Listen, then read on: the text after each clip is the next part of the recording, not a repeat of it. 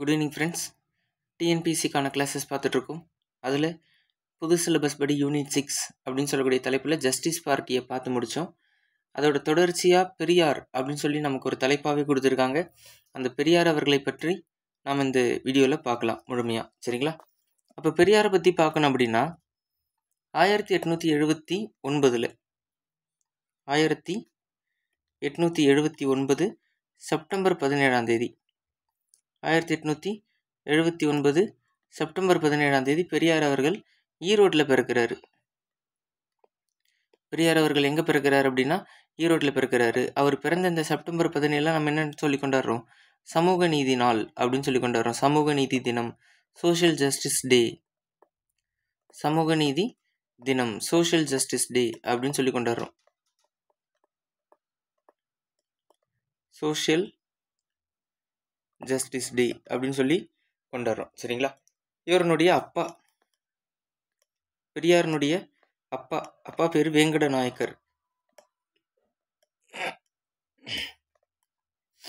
அப்பாவோட பேரு வேங்கட நாயக்கர்.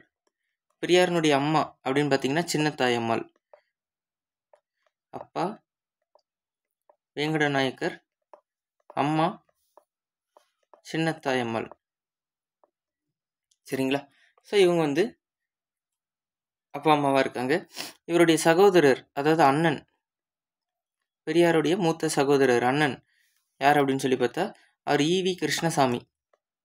பெரியாருடைய சகோதரரோட பெயர் என்ன அப்படின்னு சொல்லி பார்த்தா அவர் ஈவி கிருஷ்ணசாமி அப்படின்னு சொல்லி இது பண்ணுறாரு. அடுத்தது இவருக்கு 2 தங்கைகள் இருக்காங்க. பெரியாருக்கு 2 தங்கைகள். சரிங்களா? அந்த பெரியாருடைய தங்கைகள் யார் அப்படின்னு சொல்லி பார்த்தா ஒன்று கண்ணம்மாள், ஒருத்தவங்க கண்ணம்மாள், இன்னொருத்தவங்க பொண்ணுத்தாயி. கண்ணம்மாள் மற்றும் பொண்ணுத்தாயி அப்படின்னு சொல்லக்கூடிய 2 தங்கைகள். சரிங்களா? இப்போ பெரியார் நாயக்கர் அப்படின்னு சொல்லக்கூடிய அந்த சமூகத்தில் பிறக்கிறாரு.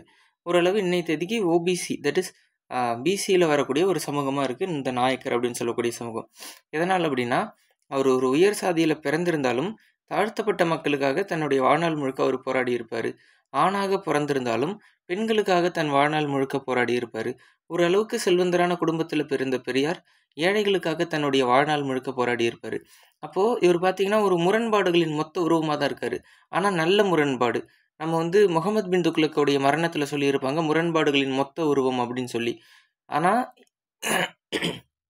அதை நெகட்டிவாக சொல்லியிருப்பாங்க. இங்கே பெரியார் நான் எப்படி முரண்பாடுகளின் மொத்த உருவம்னு சொல்கிறேன்னா ஒரு நல்ல முரண்பாடு. ஆணாக பிறந்தார், பெண்ணுக்கு சப்போர்ட் பண்ணார். உயர் சாதியில் பிறந்தார், தாழ்த்தப்பட்ட சாதியில் உள்ள மக்களுக்காக பாடுபட்டார். பணக்காரராக பிறந்தாலுமே கூட ஏழைகளுக்காக குரல் கொடுத்தாரு. அந்த மாதிரியான முரண்பாடு பெரியார்கிட்ட, ஒரு நல்ல முரண்பாடு. சரிங்களா?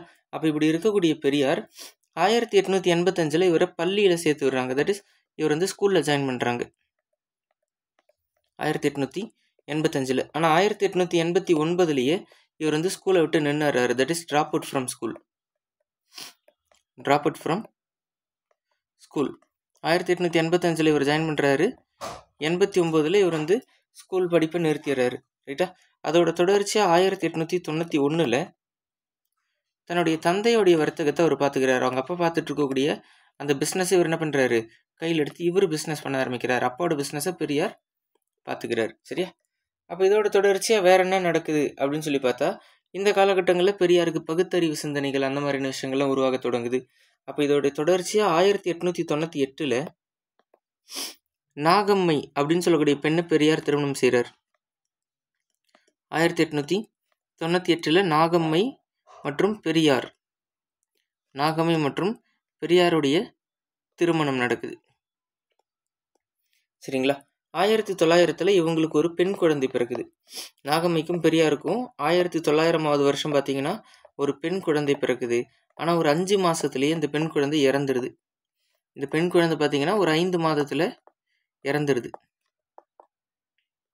பெண் குழந்தை பிறக்குது, 5 மாதத்துல இறந்துருது. இந்த காலகட்டங்களில் பெரியாருடைய அந்த பிஸ்னஸும் லாஸாக போயிடும். அவங்களோட அப்பாவோட வர்த்தகத்தை பார்த்துக்கிட்டாரு இல்லைங்களா? அந்த அப்பாவோடைய பிஸ்னஸும் லாஸாக போயிடுது. அப்போ ஒரு பிறந்த பெண் குழந்தை இறந்து போகுது, அதில் மன உளைச்சல் ஆகுறாரு. தன் தந்தையோடைய பிஸ்னஸை பார்த்துக்கிட்டாரு, அதுவும் லாஸாக போயிடுது. அதில் ரொம்ப மன உளைச்சலான பெரியார் 1904 காலகட்டங்களில் ஊர் ஊராக பயணம் மேற்கொள்கிறாரு. அப்படி எந்தெந்த ஊர்களுக்கெல்லாம் பெரியார் போகிறாரு அப்படின்னு சொல்லி பார்த்தா ஆந்திராவுக்கு போகிறாரு. சரிங்களா, பெரியார் வந்து ஆந்திராவுக்கு போகிறாரு. அடுத்தது விஜயவாடா. ஆந்திரா, விஜயவாடா, ஹைதராபாத். ஆந்திரா, விஜயவாடா, ஹைதராபாத், அதுக்கப்புறம் கல்கட்டா போகிறாரு, தட் இஸ் கொல்கத்தா.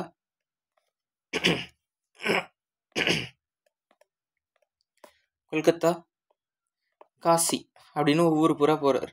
சரிங்களா, இந்த காசியில் போகிறப்ப பெரியாருக்கு ஒரு சம்பவம் நடக்குது. அவர்கிட்ட பெருசாக காசு இல்லை, அந்த டைமில் இருந்த காசுலாம் செலவாயிருச்சு. அப்போ காசி போன போது ஒரு பசி, அவருக்கு வந்து பசி எடுக்குது.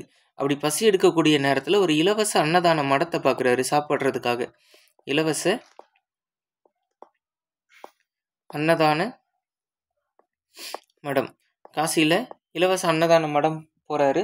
அப்படி போகக்கூடிய அந்த இலவச அன்னதான மடத்தின் போது அங்கே என்ன நடக்குதுன்னா, பெரியார் கூட ஒரு 2 பார்ப்பனர்கள், தட் இஸ் பிராமின்ஸ் போகிறாங்க. அவங்கள அனுமதிச்சிடுறாங்க. அந்த 2 பார்ப்பனர்களை சாப்பிட்றதுக்கு இலவச மடத்தில் அனுமதிக்கிறாங்க. ஆனால் பெரியார் என்ன பண்ணல, அனுமதிக்கலை. ஏன்னா பெரியார் என்ன கிடையாது, பார்ப்பனர் கிடையாது. சரிங்களா, அப்படின்றப்ப அவர் அனுமதிக்கலை. அப்போ இந்த 1904 பெரியாருடைய காசி பயணம் தான் பெரியார் வாழ்வின் திருப்புமுனைன்னு சொல்லலாம். பெரியார் வாழ்வின் திருப்புமுனை அப்படின்னு சொல்லலாம். அப்போ இந்த இடத்துல தான் பெரியாருக்கு ஒரு கேள்வி வருது. அவங்க 2 பேரையும் உள்ள விட்டவங்க ஏன் என்ன சாப்பிட்றதுக்கு அனுமதிக்கலை, என்ன பிரச்சனை அப்படின்னு தேடி போகும்போது பெரியாருக்கு கிடைத்த பதில் என்ன அப்படின்னா, அவர் பார்ப்பனர் கிடையாது. அப்போ அவர் எதை புரிஞ்சுக்கிறார் அப்படின்னா, இந்த இடத்துல ஒரு சமத்துவம் இல்லாத தன்மை இருக்குது. அந்த சமத்துவம் இல்லாத தன்மைக்கு காரணம் சாதி அப்படின்றத அவர் புரிஞ்சுக்கிறாரு. அப்போ சாதியால் தான் என்னை உள்ள விடலை, அப்போ நான் சாதியை எதிர்க்க போகிறேன்னு ஃபஸ்ட்டு அவர் சாதி வேண்டான்னு சொல்கிறாரு. சரிங்களா, அப்போ பெரியார் முதல்ல சொன்னது என்ன அப்படின்னா, சாதியை தான் வேண்டான்னு சொன்னார். அது எப்படி நீங்கள் சாதியை வேண்டான்னு சொல்ல முடியும், சாதி வந்து மதத்தில் சொல்லப்பட்டிருக்கு அப்படின்னு சொல்கிறாங்க. அப்போ மதத்தில் சொல்லப்பட்டிருந்தா இந்த மதம் எனக்கு வேண்டாம் அப்படின்னு சொல்கிறாரு. அது எப்படி நீங்கள் மதத்தை வேண்டான்னு சொல்ல முடியும், மதம் வந்து வேதங்களில் சொல்லப்பட்டிருக்கு. ரிக்வேதம், யஜுர்வேதம், சாமம், அதர்வனம், மனுதர்மம் போன்ற வேதங்களில் சொல்லப்பட்டிருக்கு. மகாபாரதம், ராமாயணம் அப்படின்ற வேதங்களில் சொல்லப்பட்டிருக்கு அப்படின்னு சொல்கிறாங்க. அப்போ அந்த வேதங்கள் எனக்கு வேண்டாம் அப்படின்னு சொல்கிறாரு. அது எப்படி நீங்கள் வேதங்களை வேண்டான்னு சொல்ல முடியும், வேதங்களை சொன்னது யார், கடவுளாச்சு அப்படின்னு சொல்லும்போது எனக்கு கடவுளே வேண்டாம் அப்படின்னு சொல்லிடுறாரு பெரியார். இதுதான் பெரியாருடைய கடவுள் மறுப்புக்கான காரணமாக மாறுது. அப்போ பெரியாருடைய கடவுள் மறுப்பு என்பது நேரடியாக கடவுள் மறுப்பு கிடையாது. அவருடைய கடவுள் மறுப்பு என்பது கடவுளின் பெயரால் கட்டமைக்கப்படக்கூடிய சாதி தான் அவருக்கு வேண்டாம். அப்போ சாதியை அழிக்கக்கூடிய விஷயம் அதுதான் கடைசியில் கடவுள் மறுப்பாக மாறுது. அப்போ பெரியாருக்கு அல்டிமேட்டாக அவரோட நோக்கம் என்னென்னா சமத்துவம் தேவை. பெரியார் என்ன தான் எதிர்பார்க்குறாரு இந்த சமூகத்தில் அப்படின்னா, சமத்துவம், ஈக்குவாலிட்டியை தான் பெரியார் எதிர்பார்க்குறாரு. அந்த சமத்துவத்துக்கு தடையாக இருக்கக்கூடியது கடவுளாகவே இருந்தாலும் அந்த கடவுள் எனக்கு வேண்டாம் அப்படின்னு சொல்லி முடிவெடுக்கக்கூடியது தான் இது பெரியாரிய கருத்து. அதனால தான் பெரியார் வந்து வெறுமன கடவுள் எதிர்க்கல. அப்படி வெறுமனா அவர் கடவுள் வேண்டாம்னு நினச்சிருந்தா அவர் ஆலய நுழைவு போராட்டம்லாம் நடத்தியிருக்க மாட்டார்.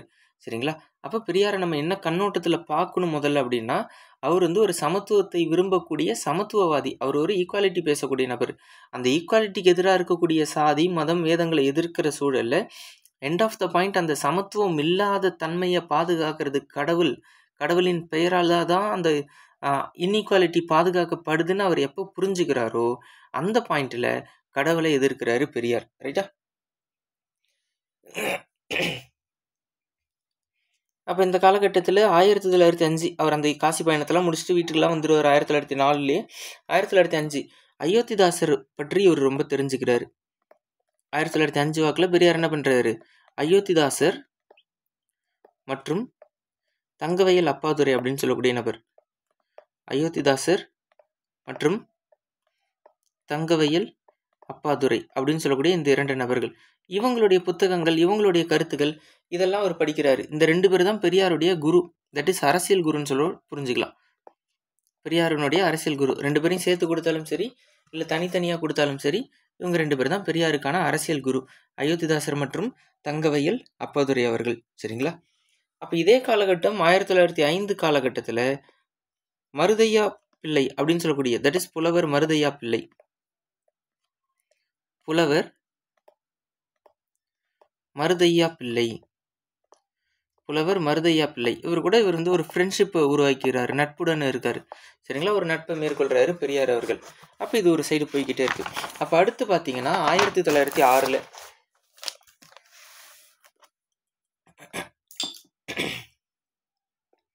1906 வாக்கில் சுதேசி இயக்கம் உருவாகுது. இது நம்ம ஐஎன்எம்லையும் பார்த்தோம். சரிங்களா, 1906 என்ன போராட்டம் ஸ்டார்ட் ஆகுது? சுதேசி இயக்க போராட்டம் உருவாகுது. சரிங்களா, அப்போ இந்த சுதேசி இயக்க போராட்டம் அப்படின்றது 1906 ஆரம்பித்து 8 வரை நடக்கும். அதுக்கப்புறம் உலகப்போர் ஸ்டார்ட் ஆகும் 1914 1918 வரை. அப்போ 1906 1918 வரை ஏதோ ஒரு வகையில் பெரியாருடைய பிஸ்னஸ் பெருசாக தான் வளருது. அப்போ பெரியார் என்ன ஆகுறாரு? பெரிய பணக்காரராக மாறுறாரு, மிகப்பெரிய செல்வந்தராக மாறுறாரு. 1906 ஆரம்பித்து 1918 வரை கிட்டத்தட்ட அவர் செல்வந்தராக மாறுறாரு. அப்போ இதோட தொடர்ச்சியாக என்ன பார்க்க வேண்டியது இருக்குன்னா 1918 காலகட்டங்களில் பெரியார் ஈரோடு முனிசிபாலிட்டியோட சேர்மனாக இருக்கார். 1918 பெரியார் என்னவா இருக்கார் அப்படின்னா Erode municipality chairman. Erode municipality chairman, அதாவது ஈரோடு நகராட்சி சட்டம். ஈரோடு நகராட்சி சட்டம். ஈரோடு முனிசிபாலிட்டி சேர்மனாக இருக்கார். ஈரோடு நகராட்சி சட்டம் சொல்லிட்டேன். ஈரோடு நகராட்சி தலைவராக இருக்கார். பெரியார் என்னவா இருக்கார் அப்படின்னா ஈரோடு நகராட்சி தலைவராக இருக்கார். ரைட்டா? அப்படி இருக்கக்கூடிய இந்த காலகட்டத்தில் பெரியார் குடிநீர் வசதி திட்டத்தை கொண்டு வர்றாரு. ட்ரிங்கிங் வாட்டர் ஸ்கீம், வீட்டுக்கு வீடு குடிநீர் அப்படின்னு சொல்லக்கூடிய அந்த குடிநீர் வசதி திட்டத்தை இந்தியாவிலே முதல்ல அறிமுகம் செஞ்சது எங்கே அப்படின்னா பெரியாருடைய இந்த முன்னெடுப்பில் ஈரோட்டில் தான். சரிங்களா, குடிநீர் வசதி திட்டம். அப்படி ஈரோடு முனிசிபாலிட்டியோட தலைவராக அவர் இருக்கும் பொழுது 29 டியூட்டிஸ் அவருக்கு கொடுக்குறாங்க. 29 பணிகள் வழங்கப்படுது பெரியாருக்கு. மொத்தமாக எத்தனை டியூட்டிஸ் கொடுக்குறாங்க பெரியாருக்கு அப்படின்னா 29 பணிகள் கொடுக்குறாங்க. ரைட்டா? இதே 1918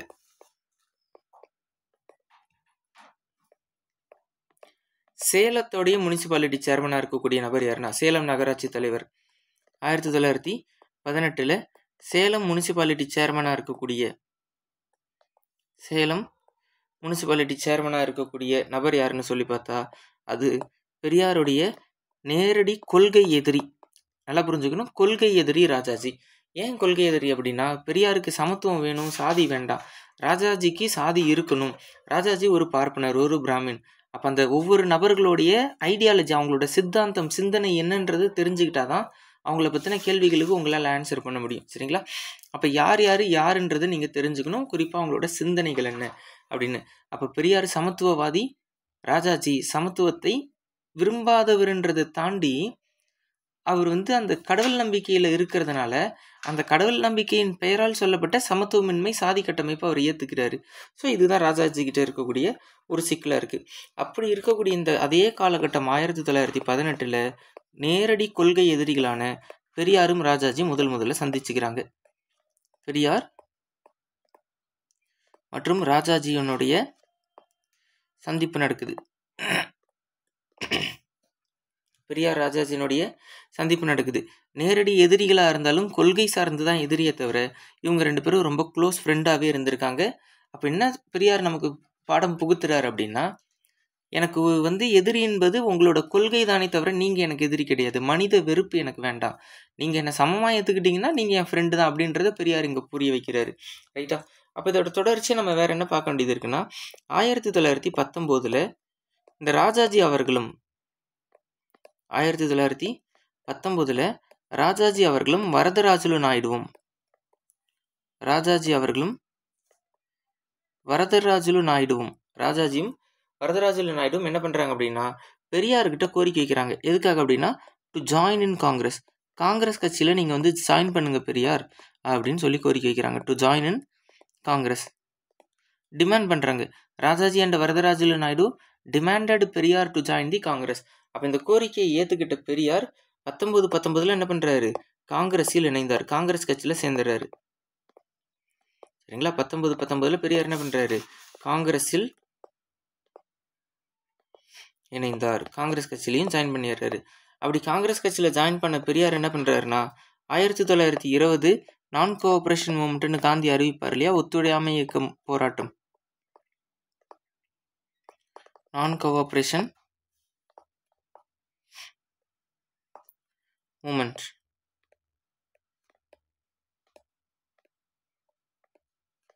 ஒத்துழையாமை இயக்க போராட்டம். இதுலேயும் பெரியார் கலந்துக்கிறாரு. சரிங்களா? இதுலேயும் பெரியார் கலந்துக்கிறாரு. கதர் ஆடை அணிவார். வெள்ளை கலரில் என்ன பண்ணுறாரு? கதர் ஆடை அணிவார். ஆக்சுவலாக பெரியாருக்கு கருப்பு தான் பிடிக்கும், கருப்பு தான் அணிவார், அந்த கடவுள் மறுப்பு அடையாளப்படுத்தி. சரிங்களா? ஆனால் இங்கே பெரியார் என்ன பண்ணுறாரு? இந்த இந்திய விடுதலை போராட்டத்தில் கதர் ஆடை அணிகிறாரு. பெரியார் ரொம்ப சிம்பிளாக என்ன சொல்லிடுவாங்க? அவர் இந்திய விடுதலைக்கு பெருசாக ஒன்றும் பண்ணலைன்னு சொல்லிடுவாங்க. ஆனால் பெரியார் இந்திய விடுதலை போராட்டத்தில் ஒத்துழையாமை இயக்கத்தில் கலந்துருக்காரு. அதுக்காக கதர் ஆடை அணிஞ்சிருக்காரு. சட்டை போடுறதெல்லாம் பெரிய விஷயமா அப்படின்னு சொல்லி கேட்டிங்கன்னா, அந்த காலகட்டத்தில் பெரியாரும் அண்ணாவும் பிரிஞ்சதுக்கு காரணமே சட்டையாக தான் இருந்திருக்கு. கலர் சட்டை, வெள்ளை கலர் சட்டையா கருப்பு கலர் சட்டையான்னு சட்டை ஒரு காரணமாக இருந்திருக்கு. அப்போ அந்த சட்டைக்கு அவ்வளோ முக்கியத்துவம் கொடுக்கக்கூடிய பெரியார் தன்னுடைய கருப்பு நிற உடையிலிருந்து வெண்ணிற உடைக்கு மாத்துறாரு காந்தியோடைய ஒத்துழையாமை இயக்க போராட்டத்தினால. சரிங்களா? இதோட தொடர்ச்சியாக தான் 1921 காந்தி ஈரோட்டில் பெரியார் வீட்டில் தங்குவார். காந்தி பெரியார் வீட்டில் தங்குவார் 1921 பெரியாருடைய வீட்டில் தங்குறாரு. அங்கே காந்தியோடைய அனுமதியை வாங்கி இவங்க என்ன பண்ணுறாங்க பெரியார் அப்படின்னா, கள்ளுக்கடை மறியல் போராட்டம் நடத்துகிறாங்க. என்ன பண்ணுறாங்க அப்படின்னா, கள்ளுக்கடை மறியல் போராட்டம், that is anti liquor prohibition அப்படின்னு சொல்லக்கூடிய அந்த போராட்டத்தை நடத்துகிறாங்க. சரிங்களா? அப்போ இதோட தொடர்ச்சியாக என்ன நடக்குதுன்னா, பெரியாரை கைது பண்ணிடுவாங்க. அதே 1921 பெரியார் என்ன பண்ணிடுவாங்க? கைது பண்ணிடுவாங்க. அப்போ பெரியார் சிறைக்கு போயிடுவார். சரிங்களா? பெரியார் என்ன ஆகுறாரு? சிறைக்கு போயிடுவார். பெரியார் சிறைக்கு செல்வார். அப்போ இதை தாண்டி நம்ம என்ன பார்க்க வேண்டியது இருக்குன்னா, 1921 அவர் ஜெயிலுக்கு போனாலுமே கூட அதை தொடர்ச்சி 1922 வரை யார் நடத்துகிறா அப்படின்னா, பெரியாருடைய மனைவியாக இருக்கக்கூடிய நாகம்மை மற்றும் அவருடைய தங்கையாக இருக்கக்கூடிய கண்ணம்மாள். நாகம்மை மற்றும் கண்ணம்மாள் என்ன பண்ணுறாங்க? பெரியார் ஜெயிலுக்கு போன பிறகும் இந்த கள்ளுக்கடை மறியல் போராட்டத்தை நடத்துகிறாங்க. இந்த இடத்துல பெரியார் என்ன பண்ணுவார்னா, தன்னுடைய 500 தென்னை மரங்களை வெட்டுவார். தன்னுடைய 500 தென்னை மரங்களை வெட்டுவார் பெரியார். சரிங்களா? 500 தென்னை மரங்களை வெட்டுவார் பெரியார். இதனால் அப்படின்னா அந்த கல் இறக்கிறது கூடாது அப்படின்னு சொல்லி வெட்டுவார். 1922 நாகம்மையும் கண்ணம்மாளும் என்ன பண்ணுறாங்க? அந்த போராட்டத்தை அவர் ஜெயிலுக்கு போன பிறகும் நடத்துகிறாங்க. அதே 1922 பெரியார் எங்கே இருக்காருன்னா ஜெயிலில் தான் இருக்கார். 1922 பெரியார் ஜெயிலில் இருக்காரு.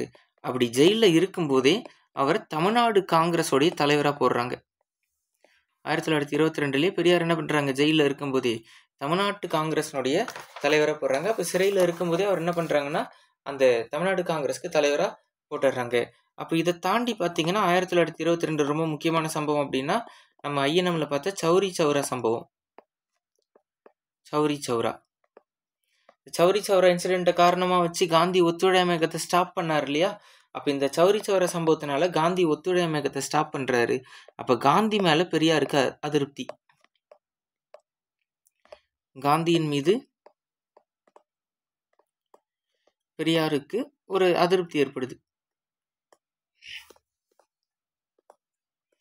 பெரியாருக்கு அதிருப்தி. சரிங்களா? பெரியாருக்கு காந்தி மேலே ஒரு பெரிய அதிருப்தி ஏற்படுது. அப்போ இதோட தொடர்ச்சியாக என்னவா பார்க்க வேண்டியது இருக்குன்னா, 1924 என்ன நடக்குதுன்னா, வைக்கம் அப்படின்ற ஊரில் கேரளாவில் வைக்கம் 1924 வைக்கம் அப்படின்னு சொல்லக்கூடிய ஊர் எங்கே அப்படின்னா கேரளாவில். வைக்கம் கேரளாவில். இந்த வைக்கம் அப்படின்ற இடத்துல மகாதேவன் கோயில் அப்படின்னு ஒரு கோவில் இருக்கு. வைக்கம் அப்படின்ற இடத்துல என்ன இருக்கு? மகாதேவன்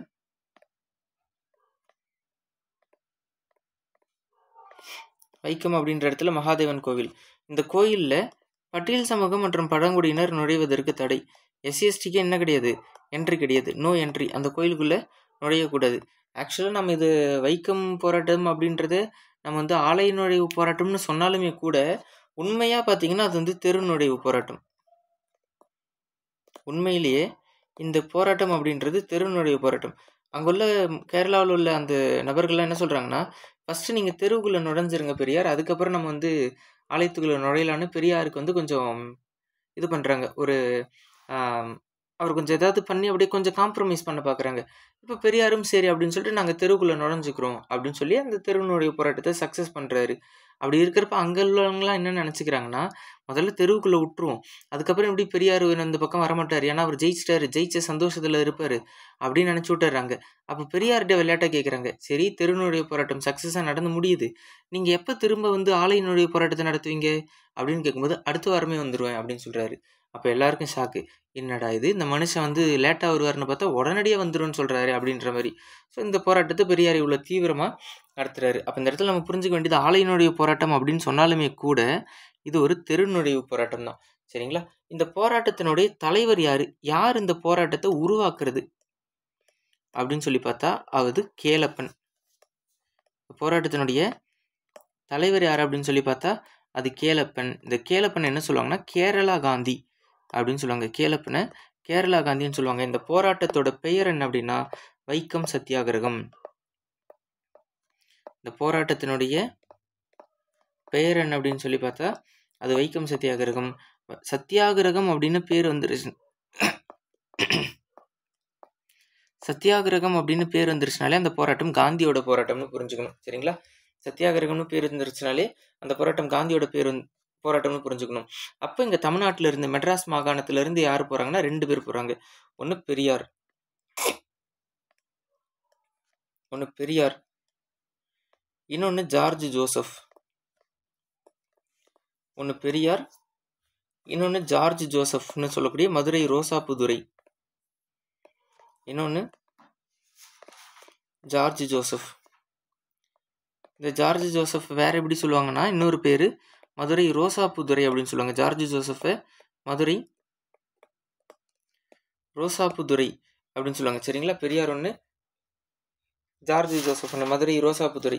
இந்த வைக்கம் சத்தியாகிரக போராட்டத்தில் 2 முறை சிறைக்கு போவார். 2 times Periyar went to jail. Periyar பார்த்தீங்கன்னா 2 முறை சிறைக்கு போவார்.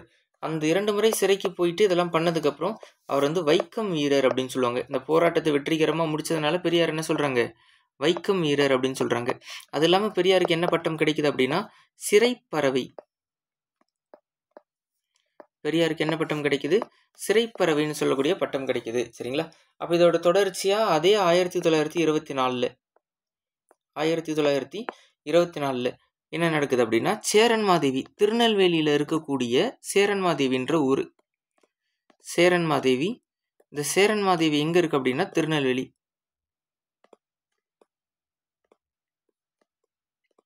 சேரன்மாதேவி எங்கே இருக்குது அப்படின்னா திருநெல்வேலி.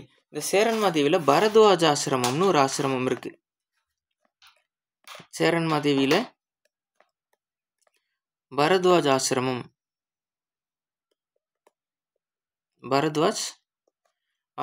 அப்படின்னு ஒரு ஆசிரமம் இருக்கு. சேரன்மாதேவியில் பரத்வாஜ் ஆசிரமம் அப்படின்னு சொல்லிட்டு ஒரு ஆசிரமம் இருக்கு. இந்த பரத்வாஜ் ஆசிரமம் எந்த ஆண்டு உருவாக்கப்பட்டது அப்படின்னா 1922. யார் உருவாக்கியிருப்பா அப்படின்னா விவிஎஸ் ஐயர். இந்த ஆசிரமத்தை உருவாக்கினது விவிஎஸ் ஐயர். எந்த ஆண்டு அப்படின்னா 1922. சரிங்களா? இங்கே என்ன பிரச்சனை அப்படின்னா பிராமின் நான் பிராமின் ஸ்டூடெண்ட்னு தனியாக பிரிச்சிடுறாங்க. இந்த ஆசிரமத்தில் பிராமின் நான் பிராமின் ஸ்டூடெண்ட் அப்படின்னு சொல்லி அவங்களுக்குன்னு தனி கிளாஸ் ரூம், அவங்களுக்குன்னு தனி டைனிங் ரூம் அப்படின்ட்டு சாப்பிட்றதுக்கு படிக்கிறதுக்கு எல்லாத்துக்குமே தனித்தனி அறைகள், பிராமினுக்கு தனியாக நான் பிராமினுக்கு தனியாக அப்படின்னு சொல்லிட்டு. அப்படி இருக்கிறப்ப இதை எதிர்த்து பெரியார் எங்கே கம்ப்ளைண்ட் பண்ணுறாருன்னா காங்கிரஸ் கிட்ட கம்ப்ளைண்ட் பண்ணுறாரு. ஏன்னா இந்த விவிஎஸ் ஐயர் காங்கிரஸில் இருக்கக்கூடிய நபர் தான்.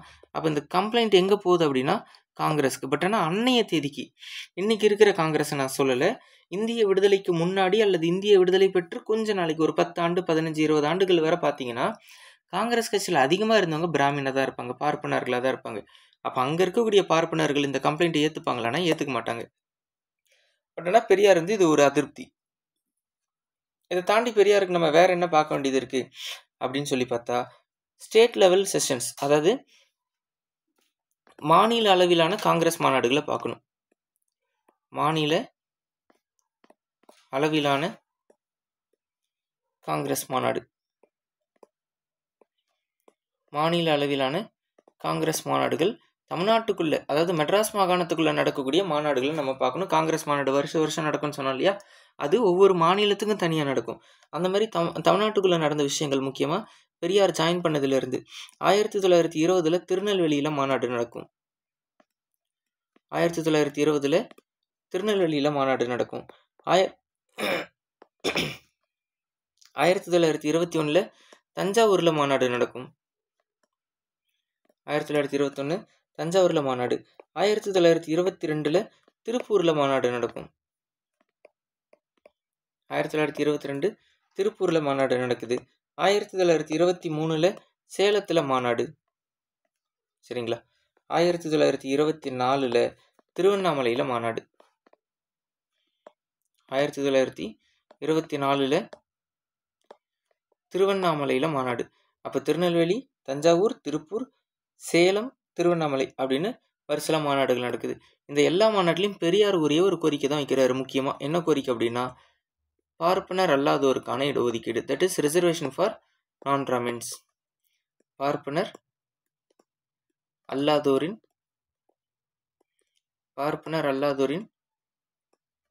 இடஒதுக்கீடு, ரிசர்வேஷன் ஃபார் நான் பிராமின். இந்த டிமாண்டை தான் பெரியார் கண்டினியூஸாக வைக்கிறாரு. பட் ஆனால் எங்கேயுமே எந்த மாநாட்டிலையுமே இதை அக்செப்ட் பண்ணல. சேம் ரீசன் காங்கிரஸில் இருக்கிறது ஃபுல்லாக பார்ப்பனர்கள் அன்னைய தேதிக்கு அவங்க அக்செப்ட் பண்ண மாட்டாங்க. சரிங்களா. அப்போ இதோட தொடர்ச்சியாக வேறு என்ன பார்க்க வேண்டியது இருக்குன்னா, 1925 மே மாதம் 1925 மே மாதம் பெரியார் குடியரசு அப்படின்னு ஒரு பத்திரிகையை ஸ்டார்ட் பண்ணுறாரு. குடியரசு பத்திரிகை. பெரியார் என்ன பண்ணுறாரு, குடியரசு பத்திரிகைன்னு ஒரு பத்திரிகை ஸ்டார்ட் பண்ணுறாரு. இந்த பத்திரிகையை யாரை வச்சு தொடங்குறாரு, அதோட இனாகிரேஷன் யாரை வச்சு பண்ணுறாரு அப்படின்னா ஞானியார் சுவாமிகள். பெரியார் இந்த பத்திரிகை யாரை வச்சு தொடங்குறாரு, ஞானியார் சுவாமிகள் அப்படின்னு சொல்லக்கூடிய நபர் வச்சு தொடங்குறாரு. அப்போ இதில் நம்ம என்ன புரிஞ்சுக்க வேண்டியதுன்னா, இந்த பெரியார் கடவுள் மறுப்பை பேசினாலும் இங்கே அவருடைய பத்திரிகை ஒரு சாமியார் வச்சு திறக்கிறாரு. ஏன் அந்த மாதிரி பண்ணுறாருன்னா, இவர் சமத்துவத்தை பேசக்கூடியவராக இருப்பார் இந்த ஞானியார் சுவாமிகள். அப்போ இந்த இடத்துலையும் பெரியார் நமக்கு எதை சொல்லி கொடுக்குறாருன்னா, எனக்கு எதிரி இந்த கடவுளை கும்பிட்றவங்களோ அல்லது பார்ப்பனர்களோ அந்த மாதிரி ஒரு தனி மனிதன் எனக்கு எதிரி கிடையாது. என்னுடைய எதிரி உங்ககிட்ட இருக்கக்கூடிய அந்த சமத்துவம் இல்லாத கோட்பாடு தத்துவம் தான் எனக்கு எதிரி. நீங்கள் எல்லாரும் சமம்னு சொல்லிட்டீங்கன்னா நான் உங்களை எதிரியாக பார்க்க மாட்டேன், நீங்கள் எனக்கு நண்பர்கள் தான் அப்படின்றத பெரியார் இந்த இடத்துலையும் பதிவு பண்ணுறாரு. இதோட தொடர்ச்சியாக வேற என்ன நடக்குது அப்படின்னா, 1925 காஞ்சிபுரம் காங்கிரஸ் மாநாடு. ஆஸ் யூஷுவல் அந்த மாநில மாநாடு நடக்குதுன்னு சொன்னோம் இல்லைங்களா, அது 1925 எங்கே நடக்குதுன்னா காஞ்சிபுரத்தில் நடக்குது. அப்போ காஞ்சிபுரம் காங்கிரஸ் மாநாடு. காஞ்சிபுரம் காங்கிரஸ் மாநாடு. அப்போ இந்த காஞ்சிபுரம் காங்கிரஸ் மாநாட்டினுடைய தலைவர் யாருன்னா திருவிக்கா. காஞ்சிபுரம் காங்கிரஸ் மாநாட்டினுடைய தலைவர் யார் அப்படின்னு சொல்லி பார்த்தா அது திருவிக்கா. கல்யாண சுந்தரனார் அவர்கள், திருவிக்கா. சரிங்களா. இப்போ பெரியாருக்கு ஒரு பெரிய நம்பிக்கை என்னன்னா, இந்த நீதி கட்சியை ஃபர்ஸ்ட் பார்த்தோம் இல்லையா, அந்த நீதி கட்சி எதிர்த்து பெரியார், திருவிக்கா இவங்கெல்லாம் சேர்ந்து உருவாக்கினது தான் என்ன அப்படின்னா மெட்ராஸ் மாகாண கழகம் 1917. அப்போ பெரியாருக்கு என்ன நம்பிக்கைன்னா, இந்த திருவிக்கா நம்மளோட தானே இருந்தார், நம்ம ஐடியாலஜியில் தானே இருந்தார், அப்போ கண்டிப்பாக ரிசர்வேஷன் ஃபார் நான் பிராமின்ஸ் அப்படின்றத இவர் ஏற்றுப்பாரா அப்படின்னு சொல்லி பெரியார் நம்புறாரு. அந்த நம்பிக்கையில் பெரியார் இந்த மாநாட்டிலையும் என்ன கேட்குறாருன்னா, நான் பிராமின்ஸ்க்கு, அதாவது பார்ப்பனர் அல்லாதவர்களுக்கு, நான் பிராமின்ஸ்க்கு 50% ரிசர்வேஷன் கொடுங்க அப்படின்னு சொல்லி கேட்குறாரு பெரியார். 50% ரிசர்வேஷன் கொடுங்க அப்படின்னு சொல்லி கேட்குறாரு. பட் ஆனால் இந்த கோரிக்கையும் என்ன பண்ணல, ஏற்றுக்கல, இதையும் நிராகரிச்சிடுறாங்க. அப்போ இதனால் கோபம் அடைஞ்ச பெரியார் என்ன பண்ணுறாரு அப்படின்னா 1925 காஞ்சிபுரம் காங்கிரஸ் மாநாட்டிலே காங்கிரஸ் கட்சி விட்டு வெளியில் வந்துடுறாரு. குவிட் காங்கிரஸ். யார் காங்கிரஸ் குவிட் பண்ணுறா, பெரியார். 1925 இந்த மாநாடு முடிஞ்ச உடனே காங்கிரஸ் கட்சி விட்டு வெளியில் வந்துடுவார். அதே 1925 டிசம்பர் மாதம் காஞ்சிபுரத்தில் ஒரு மாநாடு போடுறாரு பெரியார். காஞ்சிபுரத்தில் ஒரு மாநாடு போடுறாரு. அந்த மாநாட்டில் தான் அவர் என்ன அறிவிக்கிறார் அப்படின்னா, நான் ஒரு கட்சி தொடங்குறேன், தட் இஸ் ஒரு இயக்கம் தொடங்குறேன், அந்த இயக்கத்தோட பேர் என்ன, செல்ஃப் ரெஸ்பெக்ட் மூமெண்ட் அப்படின்னு சொல்கிறார். செல்ஃப் ரெஸ்பெக்ட் மூமெண்ட், சுயமரியாதை இயக்கம் அப்படின்னு சொல்லக்கூடியதை தொடங்குறாரு. சுயமரியாதை இயக்கம். சுயமரியாதை இயக்கம் அப்படின்ற தொடங்குறாரு. இது நமக்கு சிலபஸில் ஒரு தனி டாப்பிக்காகவே இருக்குது. அப்போ நம்ம அடுத்ததாக என்ன பார்க்க போகிறோம் அப்படின்னு சொல்லி பார்த்தா இந்த சுயமரியாதை இயக்கத்தை தான் பார்க்க போகிறோம். பெரியாருடைய சுயமரியாதை இயக்கம். அப்போ சுயமரியாதை இயக்கம் 1925 டிசம்பர் மாதம் தோற்றுவிக்கப்பட்டது. சரிங்களா? இந்த காலகட்டத்தில் 1927 பெரியார் வந்து காந்தியை சந்திப்பார். பெரியார் மற்றும் காந்தி இவங்க 2 பேரும் சந்திச்சுப்பாங்க. எங்கே சந்திச்சுப்பாங்க அல்லது பெரியார் எங்கே போயிட்டு காந்தியை சந்திக்கிறார் அப்படின்னு சொல்லி பார்த்தா பெங்களூரில் சந்திப்பார். இந்த சந்திப்பு எங்கே நடக்குது? பெரியாருக்கும் காந்திக்குமான சந்திப்பு அப்படின்னு சொல்லி பார்த்தா அது பெங்களூரில் நடக்குது. இந்த இடத்துல 3 விதமான கோரிக்கைகள் வைக்கிறாரு பெரியார். இந்த இடத்துல 3 கோரிக்கைகள் வைக்கிறாரு பெரியார். என்னென்ன கோரிக்கை அப்படின்னா, ஃபர்ஸ்ட் பார்ப்பன ஆதிக்கத்தை சமூகத்தில் குறைக்க வேண்டும். பார்ப்பன ஆதிக்கத்தை சமூகத்தில் குறைக்க வேண்டும்.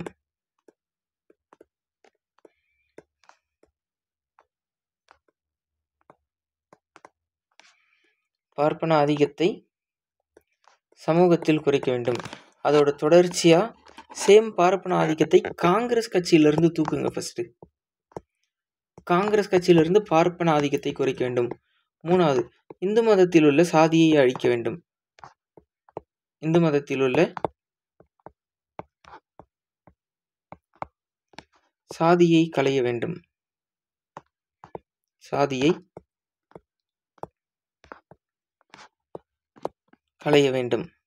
ஸோ இதெல்லாம் முக்கியமான பாயிண்ட்ஸ். இதெல்லாம் பெரியார் காந்தி கிட்ட வச்ச கோரிக்கை. பட் இதெல்லாம் காந்தி கண்டுக்க மாட்டார். ஏன்னா காந்திக்கு என்ன விஷயம் அப்படின்னு சொல்லி பார்த்தா காந்திக்கு ஏற்றத்தாழ்வு பிடிக்காது. நான் மேலே நான் கீழே அப்படின்ற அந்த விஷயம் காந்திக்கு பிடிக்காது. ஆனால் காந்தி எதை நம்புறாரு அப்படின்னா அந்த சாதியை நம்புறாரு. பார்ப்பனர், சத்திரியா, வைசியா அந்த சாதியை கட்டமைப்பை காந்தி நம்புறாரு. ஆனால் காந்திக்கு எது பிடிக்காது? ஏற்றத்தாழ்வு பிடிக்காது. இதுதான் காந்திக்கு அம்பேத்கருக்கும் பெரிய முரண்பாடு, ஒரு பெரிய சண்டையே. என்ன அப்படின்னா அம்பேத்கருக்கு சாதி இருந்தால் ஏற்றத்தாழ்வு இருக்கும் அப்படின்றது உறுதியான நம்பிக்கை. அது உண்மையும் கூட. காந்திக்கு சாதி இருக்கணும் ஆனால் ஏற்றத்தாழ்வு இருக்கக்கூடாது அப்படின்னு சொல்லுவாங்க. இதுதான் அம்பேத்கரும் காந்தி. அம்பேத்கருக்கு சாதி மொத்தமாக ஒழியணும், அழிஞ்சு போகணும். காந்திக்கு சாதி இருக்கணும், அது இருந்தாலும் ஏற்றத்தாழ்வு இருக்கக்கூடாது. ஏன் காந்திக்கு சாதி இருக்கணும் அப்படின்னு சொல்லி பார்த்தா அந்த இடத்துல காந்தி வந்து கடவுள் மேலே ரொம்ப பெரிய நம்பிக்கை வச்சுருக்காரு. அந்த கடவுள் மேலே காந்திக்கு இருக்கக்கூடிய நம்பிக்கை தான் என்னவா மாறுது அப்படின்னு சொன்னால் அந்த சாதியை அவர் வந்து ஏற்றுக்க சொல்லுது. காந்திக்கு கடவுள் மேலே இருக்கக்கூடிய இந்த நம்பிக்கை தான் என்ன பண்ணுது? சாதியை ஏற்றுக்க சொல்லுது. அப்படி இந்த காலகட்டங்களில் இந்த மாதிரியான கோரிக்கைகள்லாம் தாண்டி அவர் வந்து காந்தி மறுத்துறாரு. இதெல்லாம் ஒரு சைடு போயிட்டு இருக்கும்போது 1927 நாகப்பட்டினத்தில் ஒரு ரயில் மறியல் போராட்டம்.